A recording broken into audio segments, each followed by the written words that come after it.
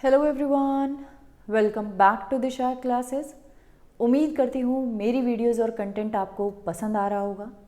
ये वीडियोस आपको किसी न किसी एग्ज़ाम की प्रिपरेशन में ज़रूर हेल्पफुल होंगी।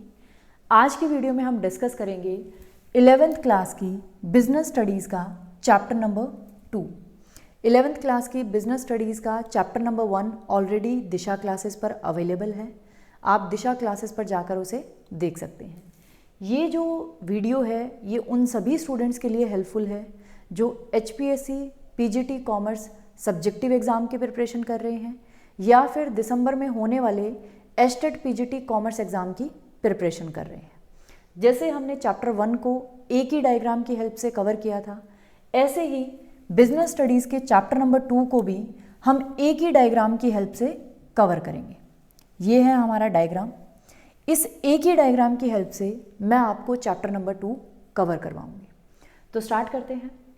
चैप्टर नंबर 1 था evolution and formation of business, कि बिजनेस का इवोल्यूशन कैसे हुआ और बिजनेस की फॉर्मेशन कैसे होती है। सेकेंड चैप्टर में हम पढ़ेंगे फॉर्म्स ऑफ बिजनेस ऑर्गेनाइजेशन। जब आप बिजनेस ऑर्गेनाइजेशन को इस्टेब्लिश करते हैं तो कितने टाइप से आप उसको इस्टेब्लिश कर सकते हैं, बिजनेस ऑर्गेनाइजेशन के क्या क्या टाइप्स हो सकते हैं या बिजनेस ऑर्गेनाइजेशन की क्या क्या फॉर्म्स हो सकती है। अगर हम बिजनेस ऑर्गेनाइजेशन की फॉर्म्स की बात करें तो पहले हम ब्रॉडली इन्हें 3 कैटेगरीज में डिवाइड करेंगे। फर्स्ट है प्राइवेट सेक्टर। प्राइवेट सेक्टर में जो बिजनेस ऑर्गेनाइजेशन इस्टेब्लिश की जाती है उनको प्राइवेट इंडिविजुअल्स जो होते हैं वो इस्टेब्लिश करते हैं, मैनेज करते हैं, कंट्रोल करते हैं। यहाँ गवर्नमेंट का कोई भी रोल नहीं होता। प्राइवेट इंडिविजुअल्स ही बिजनेस ऑर्गेनाइजेशंस को इस्टेब्लिश करते हैं, मैनेज करते हैं, उन्हें कंट्रोल करते हैं। सेकंड है पब्लिक सेक्टर। पब्लिक सेक्टर में जो बिजनेस ऑर्गेनाइजेशंस होती हैं उनको गवर्नमेंट इस्टेब्लिश करती है, मैनेज करती है और कंट्रोल करती है। यहाँ जो हमारे प्राइवेट इंडिविजुअल्स हैं उनका रोल नहीं होता या फिर उनका जो शेयर होता है वो गवर्नमेंट के शेयर से कम होता है। जैसे 49%, 51% शेयर आपको गवर्नमेंट का ही मिलेगा। तो पब्लिक सेक्टर जहाँ गवर्नमेंट का रोल होता है और बिजनेस ऑर्गेनाइजेशन को इस्टेब्लिश करना, उन्हें मैनेज करना, उन्हें कंट्रोल करना किसके अंडर होता है? गवर्नमेंट के अंदर। थर्ड जो हमारा सेक्टर है वो है जॉइंट सेक्टर, जहाँ प्राइवेट सेक्टर और पब्लिक सेक्टर इकट्ठे मिलकर बिजनेस ऑर्गेनाइजेशन को इस्टेब्लिश करते हैं, उनको मैनेज करते हैं, उनको कंट्रोल करते हैं। तो ब्रॉडली हमने देखा कि 3 सेक्टर हैं जहां आप बिजनेस ऑर्गेनाइजेशंस को इस्टेब्लिश कर सकते हैं। 3 सेक्टर्स में आप बिजनेस ऑर्गेनाइजेशन की फॉर्मेशन कर सकते हैं। अब पहले बात कर लेते हैं प्राइवेट सेक्टर की। अगर हम प्राइवेट सेक्टर की बात करें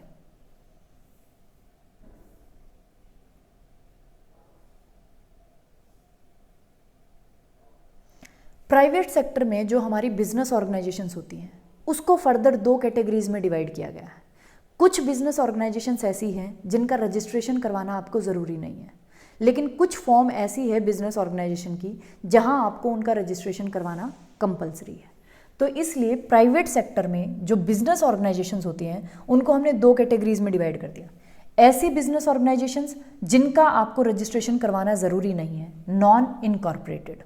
दूसरा, ऐसी बिजनेस ऑर्गेनाइजेशंस जिनका रजिस्ट्रेशन करवाना आपको कंपलसरी है प्राइवेट सेक्टर में, जिन्हें हम बोलते हैं इनकॉर्पोरेटेड, जो रजिस्टर्ड हैं किसी एक्ट के अंडर या कहीं भी आपने उनको रजिस्टर करवाया है।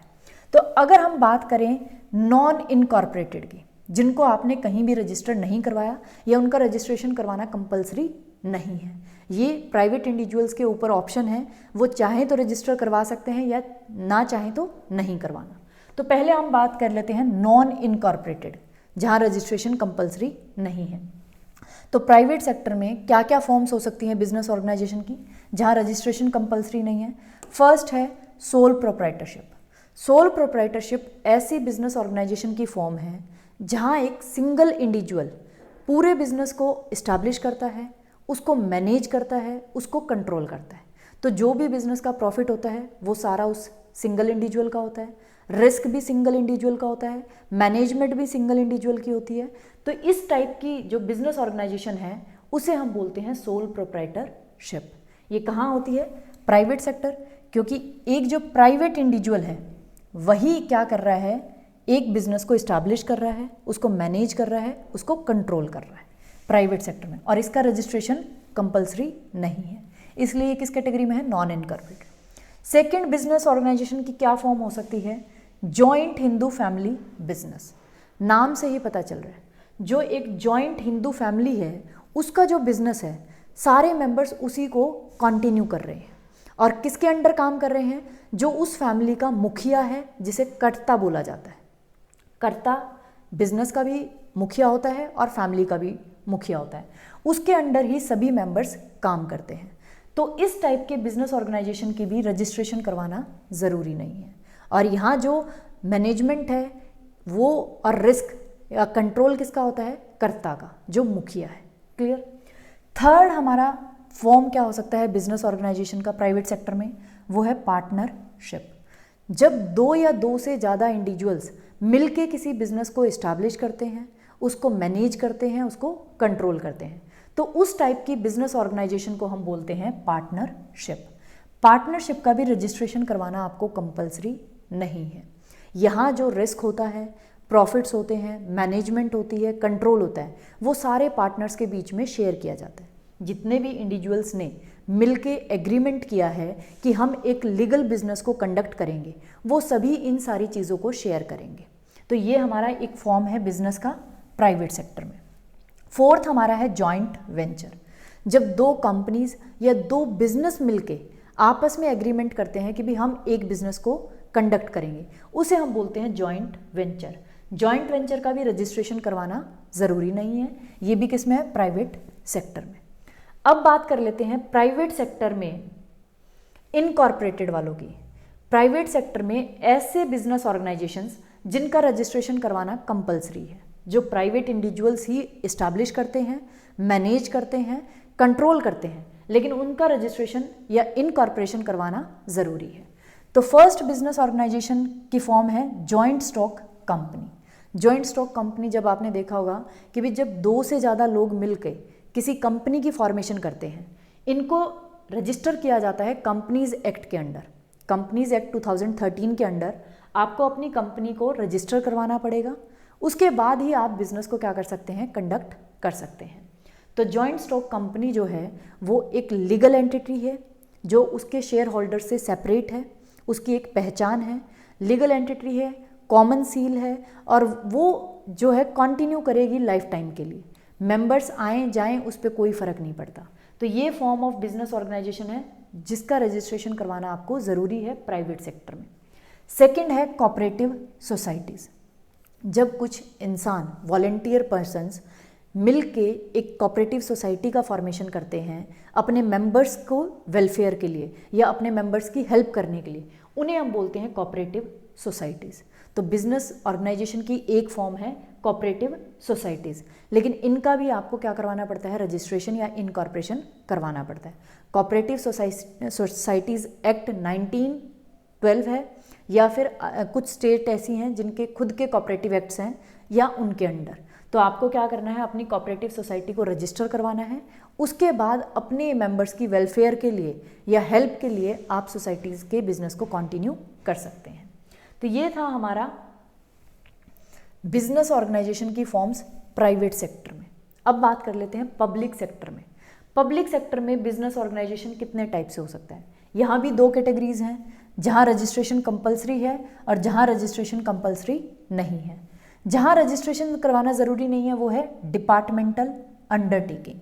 डिपार्टमेंटल अंडरटेकिंग का मतलब है ऐसी बिजनेस ऑर्गेनाइजेशन जो किसी मिनिस्ट्री के अंडर काम कर रही है। जैसे हमारी अलग अलग मिनिस्ट्री होती है, चाइल्ड एंड ह्यूमन वेलफेयर के लिए है या फिर रेलवे के लिए है, पोस्टल एंड टेलीकॉम के लिए है। तो जो हमारी अलग अलग मिनिस्ट्रीज़ हैं जो एमएलएज़ के अंडर काम करती है, एमपीज़ के अंडर काम करती है, उनके अंडर जो डिपार्टमेंट्स आते हैं उन्हें बोला जाता है डिपार्टमेंटल अंडरटेकिंग।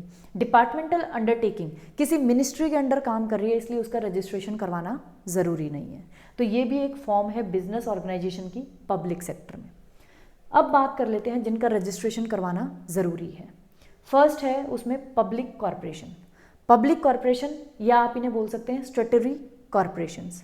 स्टैट्यूटरी कॉरपोरेशंस वो कॉरपोरेशंस होती हैं जो किसी एक्ट के अंडर बनाई जाती है। इनके लिए कोई स्पेशल एक्ट पास किया जाता है, उस स्पेशल एक्ट के बाद इन कॉरपोरेशंस को इस्टेब्लिश किया जाता है। तो ये कैसी हैं? जिनका रजिस्ट्रेशन हुआ है किसी स्पेशल एक्ट के अंडर, और यहाँ जो मैनेजमेंट एस्टेब्लिशमेंट है वो कौन करता है? गवर्नमेंट। तो बिजनेस ऑर्गेनाइजेशन की एक फॉर्म है ये। सेकंड है गवर्नमेंट कंपनी। जैसे हम यहाँ कंपनी को इस्टेब्लिश करने के लिए उसे कंपनीज एक्ट के अंडर रजिस्टर करवा रहे थे, ऐसे ही गवर्नमेंट कंपनी भी एक जो हमारा कंपनी एक्ट है उसके अंडर रजिस्टर होगी, लेकिन वहाँ जो शेयर होगा गवर्नमेंट का वो 51% या उससे ज़्यादा होगा।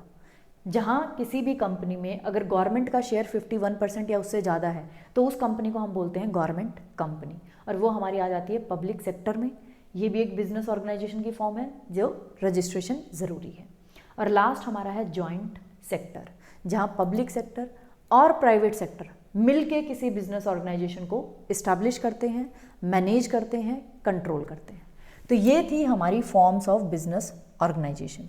चैप्टर 2 में आप डिटेल से पढ़ोगे प्राइवेट सेक्टर वाली फॉर्म्स ऑफ बिजनेस ऑर्गेनाइजेशंस को, सोल प्रोप्राइटरशिप को, जॉइंट हिंदू फैमिली बिजनेस को, पार्टनरशिप को, जॉइंट वेंचर को, जॉइंट स्टॉक कंपनी को, कोऑपरेटिव सोसाइटीज़ को। चैप्टर 2 में इनके बारे में डिटेल दे रखी है, इनके मेरिट्स, डीमेरिट्स, इनके फीचर्स। चैप्टर नंबर 3 में आप पढ़ोगे पब्लिक सेक्टर वाली बिजनेस ऑर्गेनाइजेशंस को, कि पब्लिक सेक्टर में जो बिजनेस ऑर्गेनाइजेशंस होती हैं उनके क्या फीचर्स हैं, क्या मेरिट्स हैं, क्या डीमेरिट्स हैं, इनको आप पढ़ोगे। तो यहाँ हमने देख लिया फॉर्म्स ऑफ बिजनेस ऑर्गेनाइजेशंस को। इस एक डायग्राम की हेल्प से हमने चैप्टर 2 को कवर कर लिया। मेरिट्स, डीमेरिट्स, अगर आपको इनके अलग अलग फॉर्म्स ऑफ बिजनेस ऑर्गेनाइजेशन पे अलग अलग वीडियोस चाहिए तो आप मुझे कमेंट बॉक्स में कमेंट कर सकते हैं। अगर आपको कोई भी डाउट हो तो आप तब भी मुझे कमेंट बॉक्स में कमेंट कर सकते हैं। Thank you for watching Disha classes. अगर आपको मेरी वीडियोज़ और कंटेंट पसंद आए तो प्लीज़ वीडियोज़ को ज़्यादा से ज़्यादा शेयर करें। अगर चैनल को सब्सक्राइब नहीं करा तो प्लीज़ चैनल को भी सब्सक्राइब कर लें। Thank you for watching Disha classes.